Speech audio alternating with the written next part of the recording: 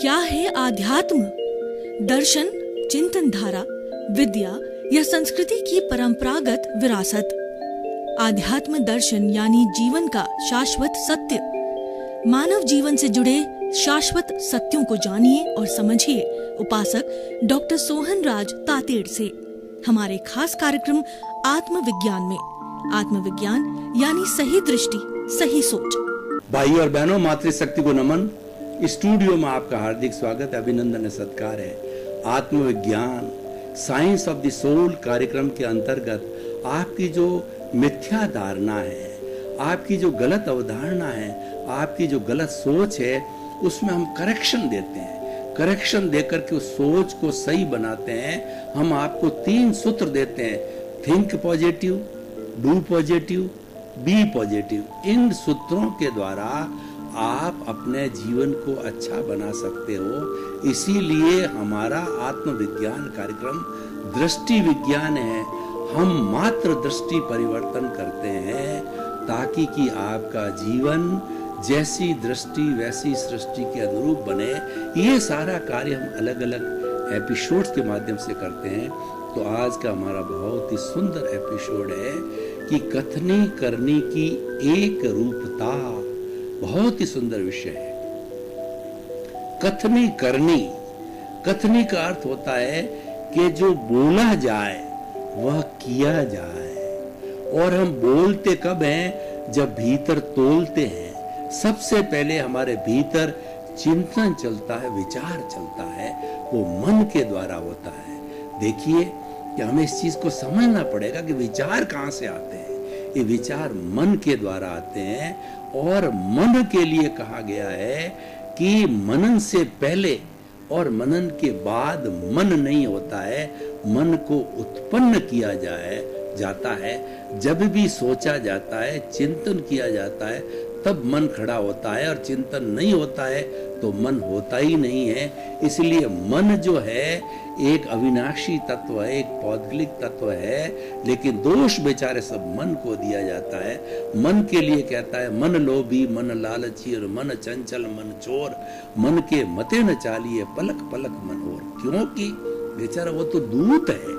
पुराने जमाने में क्या सिस्टम था कि पोस्ट की इतनी सुंदर व्यवस्था नहीं थी। तो एक राजा अपना कोई भी अच्छा या बुरा संदेश, युद्ध का संदेश है, दूसरे राजा को भेजता था। तो दूत के साथ जो है कागज, पेपर जो है कपड़े पर लिख करके भेजता था, अपना स्टाम्प लगा के अपनी दस्तखत करके भेजता था। तो सबसे पहले जो अगर मान लो मैसेज है, तो सबसे पहले सामने राजा के सामने जिसको डिलीवर किया गया तो दूत आता है। तो वह दूत के ऊपर गुस्सा करके उसको मारने तक का सोच लेता है, लेकिन मार नहीं सकता। उसकी संधि है पूरी राजाओं के बीच में कि दूत को नहीं मारा जाए। दूत तो बेचारा पोस्टमैन है। अब पोस्टमैन को क्या लेना देना, वो तो अपना कर्तव्य निभा रहा है। पोस्टमैन जो आपको डिलीवर करता है उसके अंदर 5,000 रुपए का चेक प्राप्ति का भी आ सकता है, 5,000 रुपए की डिमांड भी आ सकती है। अब डिमांड आती है तो आप पोस्टमैन को दोषी समझो, और आपको जो है वो 5,000 रुपए का चेक आता है तो आप अपनी खुशी मनाओ। तो ये वो बिल्कुल उसके लिए रिस्पॉन्सिबल नहीं है, वो तो बेचारा निमित्त है। इसलिए निमित्त को दोष देना ये जो है अज्ञान है। ये सबसे बड़ा अज्ञान है कि हम निमित्त को दोष देते हैं और किसी के प्रति ओपिनियन बनाते हैं, किसी के प्रति अभिप्राय देते हैं, किसी के दोष देखते हैं, किसी के प्रति बुरा भाव करते हैं। यही सारा अज्ञान है, यही सब कर्म बंधन का कारण है। किसी को दुख देते हैं, ये सब कर्म बंधन के कारण होते हैं। तो भाई और बहनों, हम मन की बात कर रहे थे। तो मन जो है ये हमारी 5 इंद्रियां जो बाह्य जगत से जुड़ी हुई है, और बाह्य जगत से 5 इंद्रियां हैं हमारी: स्पर्शन, रसन, घ्राण, चक्षु, श्रोत्राणी, इंद्रियाणी। ये 5 इंद्रियां हैं, वो बाहर से विषय लेकर के आती है। और वो विषय जो है वह हमारे मन को देती है। तो मन के बेचारे के 2 काम हैं। एक तो मन क्या है, इंद्रियों जो मैनेजर का रूप है, जो इस इंद्रियों के द्वारा दिए गए विषय उसके ऊपर मैनेजमेंट करने के लिए फिर वो पोस्ट ऑफिस का काम करता है, वो बुद्धि को देता है।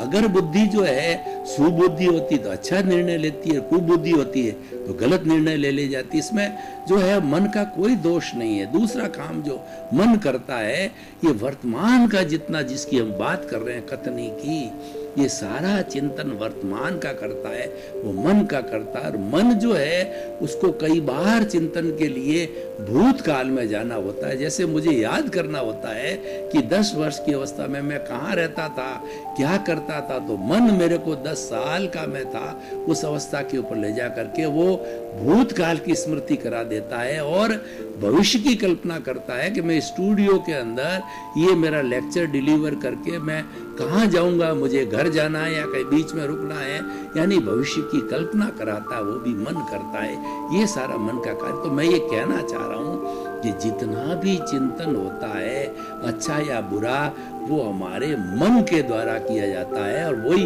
विचार बनते हैं। हम पहले तोलते हैं और फिर बोलते हैं। ये जो बोलना कहा गया है कथनी को जो है हम दूसरी भाषा में कह सकते हैं ये भाषा है, ये वाणी है। ये वाणी हमारे सामाजिक जीवन का जो है एक बड़ा माध्यम है। अगर मनुष्य के पास में वाणी नहीं होती तो अन्य पशु पक्षियों और की तरह जो है वो गूंगा होता। हालांकि पशु पक्षी गूंगे नहीं होते हैं, उनकी भी अपनी भाषा होती है, लेकिन हम नहीं जानते। उनकी वोकेबुलरी, उनका शब्दकोश बहुत लिमिटेड होता है, 5-10 शब्दों के अंदर ही वो सारी अपनी बात कर लेते हैं। पर मनुष्य का शब्दकोश वो असंख्य अनंत है, बहुत विशाल है। इसीलिए मनुष्य जो है सृष्टि का सर्वश्रेष्ठ प्राणी है, वो कॉम्प्लिकेटेड प्राणी है। और वो उस कॉम्प्लिकेशन को अगर किसी को सुख देता है तो वो अच्छा इंसान बनता है, किसी को दुख देता है तो बुरा इंसान बनता है, क्योंकि उसके पास में बुद्धि है। अब वो बुद्धि जो है सदुपयोग करती है तो सबको सुख मिलता है, और बुद्धि का दुरुपयोग करता है तो लोगों को दुख देने वाला होता है। और इस सुख दुख के देने और करने से ही उसको पुण्य पाप की प्राप्ति होती है, और उसी से ही उसको सुख और दुख है वो आने वाले समय मिलते हैं। तो हम बात कर रहे थे कथनी के लिए कहा गया कि बोलिया के लाद्या। अगर कोई भी व्यक्ति बोलता है, उसका एक सेंटेंस बोलने से सामने वाला अगर विद्वान है तो उसकी गहराई नाप लेता है कि व्यक्ति अच्छा है या बुरा है, व्यक्ति विद्वान है या व्यक्ति मूर्ख है, व्यक्ति चरित्र वाला है या व्यक्ति चरित्रहीन है। सारा उसके एक सेंटेंस बोलने से सारी एनालिसिस कर लेता है, वो सारी शोध कर लेता है, क्योंकि ये वाणी हमारे भीतर का जो है इको है। भीतर हम जैसा सोचते हैं वो वाणी के द्वारा प्रतिध्वनित होता है। ये हमारा संसार का नियम है, ये सृष्टि का नियम है, ये हमारी नेचर माँ का नियम है, और ये कुदरती कानून के तहत होता है। तो ये हमारी कथनी, हम जो कुछ भी बोलते हैं, देखिए मनुष्य एक सामाजिक प्राणी है और समाज के अंदर रहता है, तो मनुष्यों के समाज को समाज कहा जाता है। पशुओं का भी समाज होता है, जिसको कि जो है हम समझ कहते हैं, मात्रा का फर्क है। पक्षियों का भी समाज होता है, जो कुर्जों वगैरह हमारे दूसरे देशों से आने वाले पक्षी हैं। आपने देखा होगा कि अभ्यारण्य में आने से पहले सब एक लाइन के अंदर होते हैं, वह उनका समाज है। पशु होता है, जो भेड़ है, बकरियां हैं, एक टोले में चलती है, वह उनका समाज होता है। हम एक समाज में रहते हैं, तो समाज का एक घटक होता है परिवार मिलकर के समाज बनाते हैं, इसलिए व्यक्तियों के समूह को हम समाज कहते हैं। तो सामाजिक जीवन जीने में वाणी का बहुत बड़ा महत्व है। वाणी के द्वारा हम कम्युनिकेशन करते हैं और वाणी के द्वारा ही हमारे जीवन के सारे कार्य होते हैं। तो कथनी यानी वह बोलो, भीतर से तोल करके बोलो कि जो कुछ भी मैं बोल रहा हूं वह मेरी करनी, मुझे वैसा ही करना है। तो ये कथनी करनी की एक रूपता है, उसको अच्छा इंसान बनाती है और उसके कर्मों का बंधन नहीं होता है। और कथनी करने की एक रूपता व्यक्ति में प्रसन्नता पैदा करती है, व्यक्ति में सुख पैदा करती है, क्योंकि कथनी करने की एक रूपता है वो सत्यता को सत्यता को प्रकट करती है, वो honest is the best policy को प्रकट करती है, क्योंकि सच कोई डिफरेंस नहीं है। और कथनी करनी का जो डिफरेंस है वह झूठ है, और कथनी करनी की एक रूपता है, सच है। एक रूपता इंसान को भगवान बनाती है, और उसकी जो है एक रूपता का न रहना उसको हैवान बनाती है। इतना बड़ा डिफरेंस है। एक रूपता रहना बहुत बड़ा कार्य है, एक रूपता का न रहना हमारा ह्रास है। हम मनुष्य से पशु बन जाते हैं, मनुष्य से हैवान बन जाते हैं। जितने जितने भी अपराधी हैं उतनी कथनी करनी में एक रूपता नहीं रहती है। वो लोगों को तो ये बताते हैं कि हम इतना अच्छा प्रोडक्ट पैदा कर रहे हैं, लेकिन वह डुप्लीकेट चीज दी जाती है। वो सारे अपराधी है, वो कथनी करनी में समानता नहीं। जो कैदी लोग होते हैं उनकी कथनी करनी में समानता नहीं होती है। और आज तो कृपया बुरा न माने, हमारे जो पॉलिटिशियंस हैं उनकी सबसे ज्यादा कथनी करने के अंदर भेद है, उनके अंदर रूपता बिल्कुल नहीं होती है। एक दिन में वो 10 तरह की बातें करते हैं, एक का भी पालन करते हैं नहीं करते। इसका मतलब आज के पॉलिटिशियन जो है, मैं किसी का नाम लेके नहीं कह रहा हूँ, वो सब बहुत ज्यादा झूठ बोलते हैं। कुछ अच्छे पॉलिटिशियन, लेकिन आज की पॉलिटिक्स इतनी गंदी हो गई है, उसमें अच्छे लोग आ नहीं पाते हैं, क्योंकि कथनी करने की एक रूपता रखना वो चाहते हैं और पॉलिटिक्स में रहती नहीं है, क्योंकि पॉलिटिक्स से हमारी बिगड़ गई है।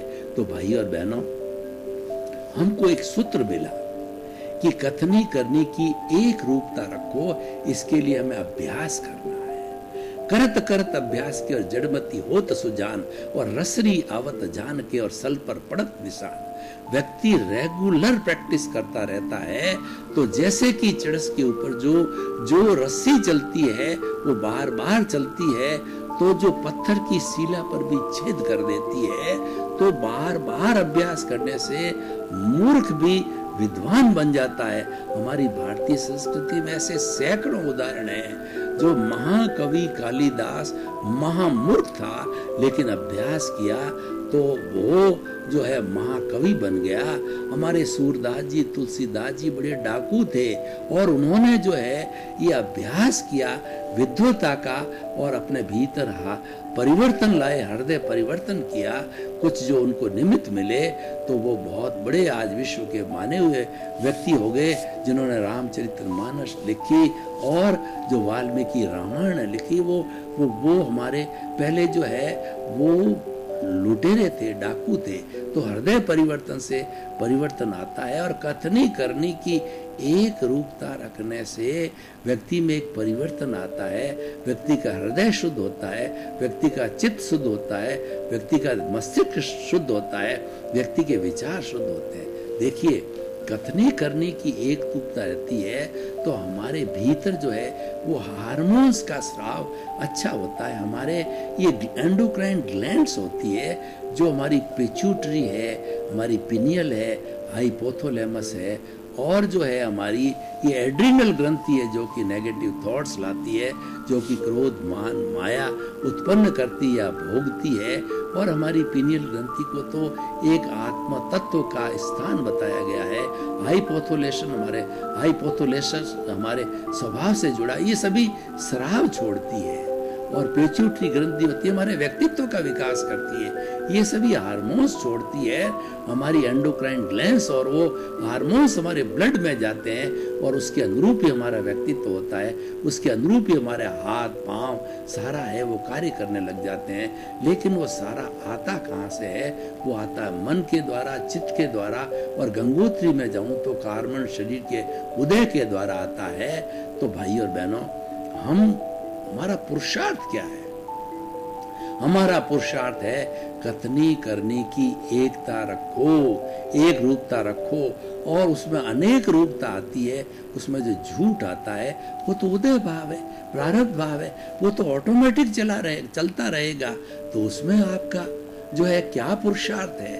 जब वो कथनी करने की अनेक रूपता होगी तो फिर नया कॉजेज डालेंगे, नया कर्म बीज पड़ेगा और नया राग द्वेष होगा। वर्तमान का राग द्वेष है, इसका वॉल्यूम बढ़ेगा, इसकी डेंसिटी बढ़ेगा और हमारे नए जन्म हम भवांतर में और ज्यादा जो है चलते रहेंगे। तो ये तो ऑटोमेटिक प्रोसेस है। लेकिन हमारा जो मुख्य पुरुषार्थ है, देखो ऑटोमेटिक चीज तत्ती है, वो तो परिणाम है, वो तो भुगतान है, वो तो पूर्व जन्म के जो पेपर दिया गया है उसका रिजल्ट है। तो उसमें आपका क्या लेना देना है? और वो रिजल्ट तो अपने हिसाब से चलता है। उसके अंदर उस परिणाम को आप सुधारना चाहें तो नहीं सुधार सकते, क्योंकि पेपर आपने देने के पहले करेक्शन आप कर सकते थे। पेपर हैंडओवर होने के बाद आप स्वतंत्र हो गए, तो जैसी करनी वैसी भरनी आपने कर लिया, उसके अनुरूप आप भरने के लिए स्वतंत्र हो गए। अब आपकी कोई स्वतंत्रता नहीं है और वो तो ऑटोमेटिक प्रोसेस से जो है जैसी करनी वैसी भरनी। As you will sow value deep, और so value as you will sow will deep, तो रीप। तो ऐसे चलने से जो है हमारा ये ऑटोमेटिक प्रोसेस चलता है और वो कुदरत करवाती है। वो कुदरती रचना और कुदरत के कानून के तहत होता है। उसमें आपका कोई भी हस्तक्षेप नहीं होता है, न कुदरत हस्तक्षेप को स्वीकार करती है। तो परिणाम बदलना ये वेस्टेज ऑफ द टाइम, वो बदला भी नहीं जाएगा, बदल भी नहीं सकते हैं। आपको एक जो है सांस भी आयुष्य के अतिरिक्त लेने की स्वतंत्रता नहीं। मैं आपको एक उदाहरण देना चाहता हूँ। आप कहते हो कि अगर मैं स्वतंत्र हूँ, तो मैं आपको एक बात बताता हूँ, छोटी से छोटी बात है कि अभी आपका मोशन नहीं बना है, तो क्या आप जो है वो संडास जा सकते हो? और जाओगे तो क्या संडास होगी? नहीं हो सकती। इसका मतलब आप स्वतंत्र नहीं हो। वो उदय भाव आएगा जब मोशन फुल बनेगा, तो वो ऑटोमेटिकली आएगी। ये बहुत बड़ी छोटी बात है, लेकिन ये इस बात को दर्शाती है कि आप जो है परिणाम में स्वतंत्र हो, आप स्वतंत्र पुरुषार्थ में हो। पुरुषार्थ दो तरह के होते हैं, एक रियल पुरुषार्थ होता है और एक रिलेटिव पुरुषार्थ होता है। रियल पुरुषार्थ है वो शुक्ल ध्यान है, रिलेटिव पुरुषार्थ है वो धर्म ध्यान है। तो ये दोनों पुरुषार्थ दोनों अच्छे हैं। और जो हमारा उदय चल रहा है वो राग द्वेष के अधीन है, और वो राग द्वेष के अधीन होने के कारण वो जो है शुभ भी है और अशुभ भी है। तो शुभ है वो पुण्योदय है, और जो अशुभ है वो पापोदय है। अशुभ कोई नहीं चाहता, क्योंकि कोई दुख नहीं चाहता है। कोई भी प्राणी, छोटा से छोटा वायरस भी मरना नहीं चाहता, वो सुख चाहता है। इसलिए हम अशुभ की बात नहीं कर रहे हैं, वो तो आएगा ही। अशुभ कोई चाहता नहीं है, वो तो करके आए हैं तो मिलेगा ही। हम शुभ की बात करें, शुभ के साथ में पुण्योदय जुड़ा हुआ है।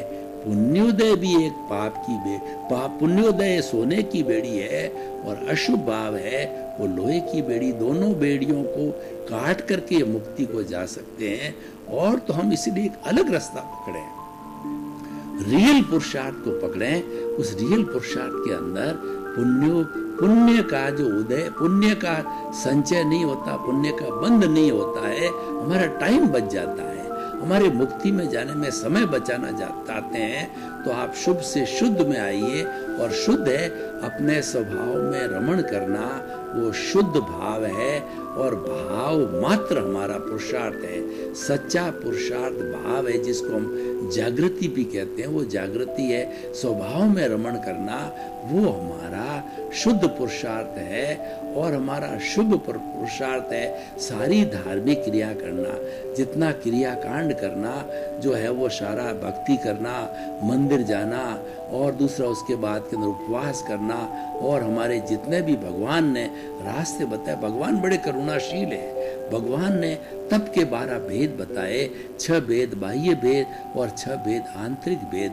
बाह्य भेद होता है प्राइमरी जो साधक है उनके लिए अनशन, उनोदरी, भिक्षाचरी, रस परित्याग, काय क्लेश प्रतिसल्लीनता, ये तप की साधना भगवान ने प्रिलिमिनरी लोगों के लिए, और ऊंचे जो साधक है उनके लिए प्रायश्चित, विनय, वैया, व्रत, स्वाध्याय, ध्यान और व्युत्सर्ग। ये जो ध्यान है 2 तरह का होता है, धर्म ध्यान और शुक्ल ध्यान। धर्म ध्यान जो होता है उसमें पुण्य का बंध होता है, शुक्ल ध्यान के अंदर पुण्य का बंध नहीं होता है। तो सारे हम सिस्टम को समझें और हम शुक्ल ध्यान की अवस्था मतलब सिर्फ ज्ञाता दृष्टा भाव में रहें, सिर्फ आत्म रमण करें और सिर्फ स्वभाव में रमण करें। यानी जो कुछ भी ये पुतला मन वचन काया रूपी जो पुतला उदय के अधीन कर रहा है उसको मात्र जानना और देखना, उसकी नो ओपिनियन, नो अभिप्राय, नो किसी को निमित्त को दोषी नहीं देखना, निमित्त के प्रति बुरे भाव नहीं लाना और किसी को दुख न देना। ये जो सारा है वह हमारा जो है रियल पुरुषार्थ है और ये स्वभाव में रमण करने से आता है। कथनी करनी के जो है एक रूपता ये रियल पुरुषार्थ है और कथनी करने की एक रूपता का न रहना ये हमारा अशुभ भाव है। और शुभ भाव भी इससे जो जुड़ा हुआ है उसमें भी कथनी करने की एक रूपता काम करती है। तो भाई और बहनों, हम आपको ये बताना चाहते हैं कि आप जीवन का लक्ष्य निर्धारित करो। लक्ष्य क्या निर्धारित करना है कि कथनी करने की एक रूपता रखो। ऐसा अभ्यास कर लो कि जो कुछ भी बोला जाए पहले तोला जाए, जो कुछ भी हम बोलते हैं पहले चिंतन करो। यह किसी का अहित करने वाली तो नहीं है, ये किसी का दोष देखने वाली तो नहीं है, ये किसी का गलत अभिप्राय देने वाली तो नहीं है, ये किसी के प्रति गलत ओपिनियन बनाने वाली तो नहीं है और ये किसी का जीवन बर्बाद करने वाली तो नहीं है। प्राणी मात्र के प्रति दुख देने वाली जो है हम भाषा का जो है कथनी नहीं करें। जब हम वो भाषा धीरे धीरे हमारी गायब हो जाएगी और सभी की हितकारी भाषा बोलेंगे, मित्रकारी भाषा बोलेंगे और सबको सुखी रखने वाली भाषा बोलेंगे तो कथनी करने की एक रूपता ऑटोमेटिकली हो जाएगी।